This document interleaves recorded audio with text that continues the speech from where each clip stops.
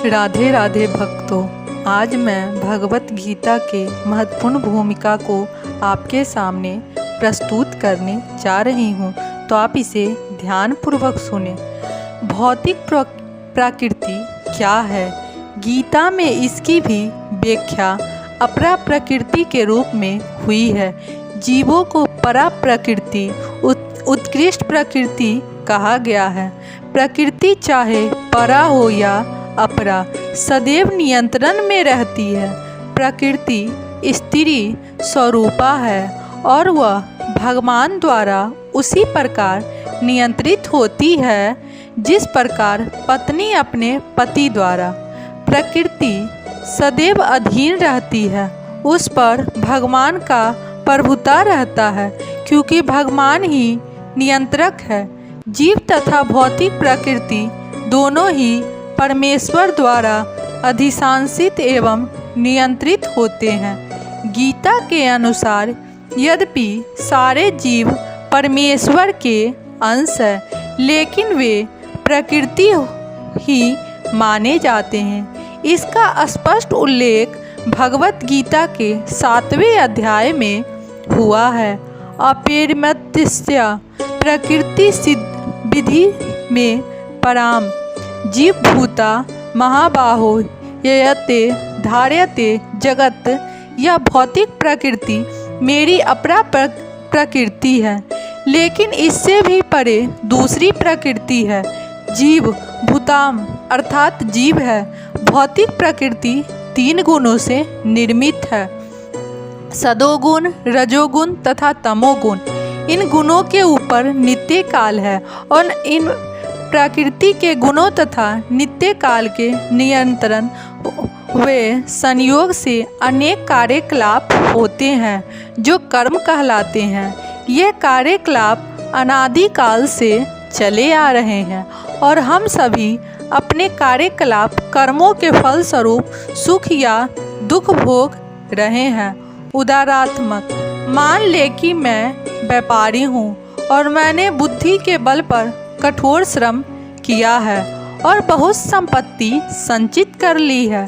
जब मैं संपत्ति के सुख का भोगता हूँ, किंतु यदि मान ले कि व्यापार में हानि से मेरा सब धन जाता रहा, तो मैं दुख का भोगता हो जाता हूँ। इसी प्रकार जीवन के प्रत्येक क्षेत्र में हम अपने कर्म के फल का सुख भोगते हैं या उसका कष्ट उठाते हैं। यह कर्म कहलाता है। ईश्वर, जीव, प्रकृति, काल तथा कर्म, इन सब की व्याख्या भगवत गीता में हुई है। इन 5 में से ईश्वर, जीव, प्रकृति तथा काल शाश्वत है। प्रकृति की अभिव्यक्ति अस्थायी हो सकती है, परंतु यह मिथ्या नहीं है।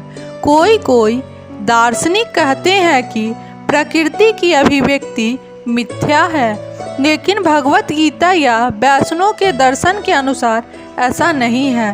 जगत की अभिव्यक्ति को मिथ्या नहीं माना जाता, इसे वास्तविक किंतु अस्थायी माना जाता है। यह उस बादल के सदृश है जो आकाश में घूमता रहता है। यह वर्षा ऋतु के आगमन के समान है जो अन्न का पोषण करती है।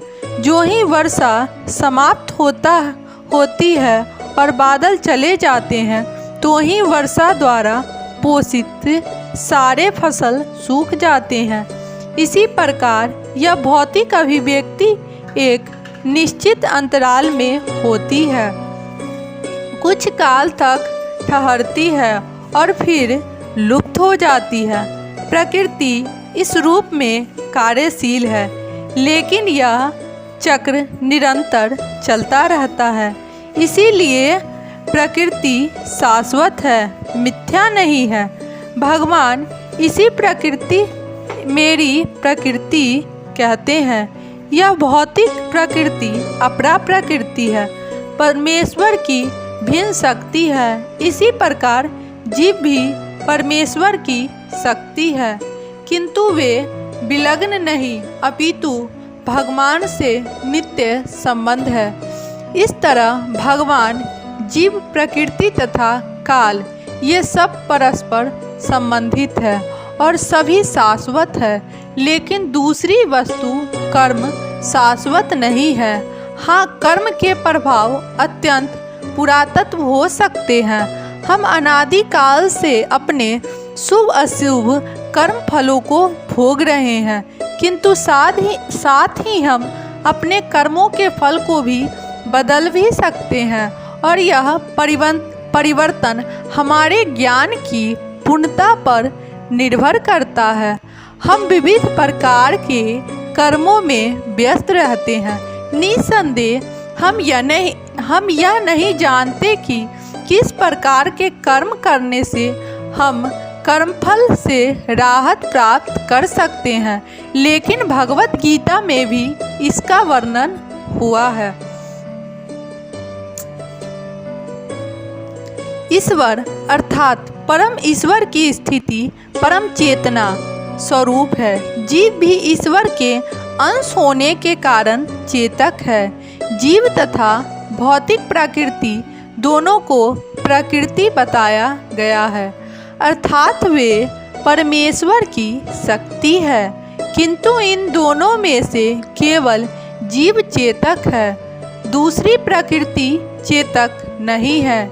यही अंतर है। इसीलिए जीव प्रकृति परा या उत्कृष्टता कहलाती है, क्योंकि जीव भगवान जैसे चेतना से मुक्त है, लेकिन भगवान की चेतना परम है और किसी को यह नहीं कहना चाहिए कि जीव भी परम चेतन है।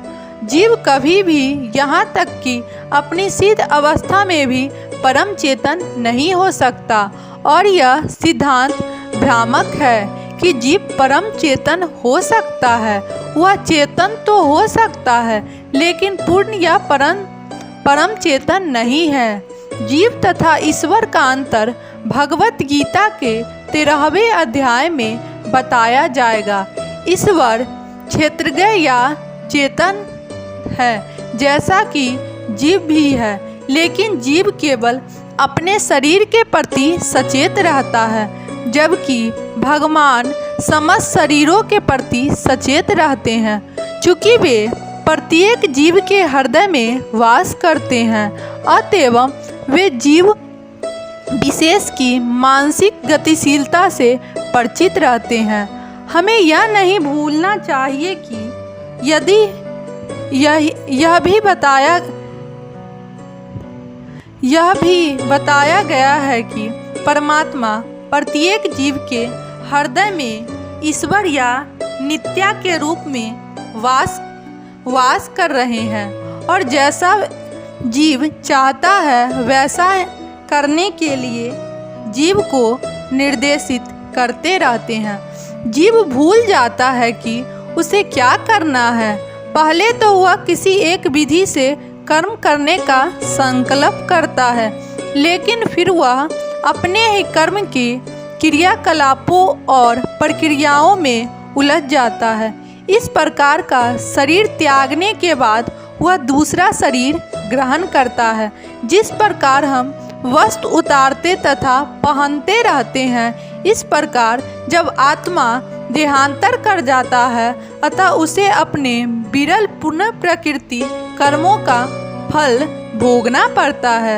यह कार्यकलाप तभी बदल सकती है जब जीव सतोगुण में स्थित हो और यह समझे कि उसे कौन से कर्म करने चाहिए। यदि वह ऐसा करता है तो उसके विगत पुण्यकृत कर्मों के सारे फल बदल जाते हैं। फलस्वरूप कर्म शाश्वत नहीं है। इसीलिए हमने यह कहा है कि पांचों ईश्वर, जीव, प्रकृति, काल तथा कर्म में 4 शाश्वत कर्म हैं। कर्म शाश्वत नहीं है।